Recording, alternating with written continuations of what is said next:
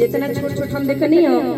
कि हम पीछे बैठे रहिए तो छोट छोट बच्चा लोग इतना खुश रहल कब होई और रंगारंग कार्यक्रम कब शुरू होई। धीरे धीरे बैठे शुरू होता सब बच्चा लोग के प्यार आशीर्वाद से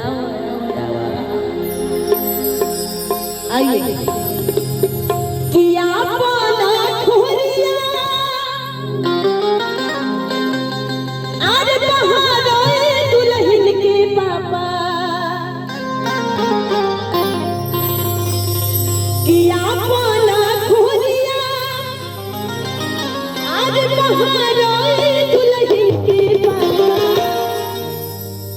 कि पाई गईला दूला दूला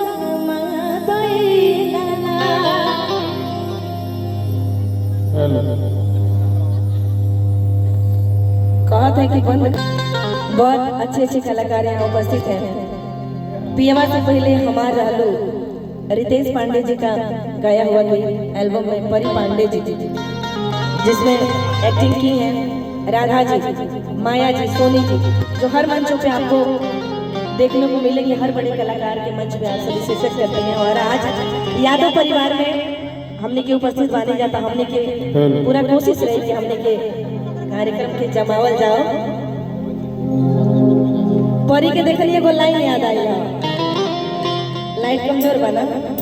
तू आगे लो तो सही उज्जवल हो जाएगी कि हो गई पूरा डेकोरेट बलम करिया ऊपर नीचे सेट बलम अबे तेरी सर के चरवाया वा पील लगा दी अड़ जाई तसड़िया पटलबो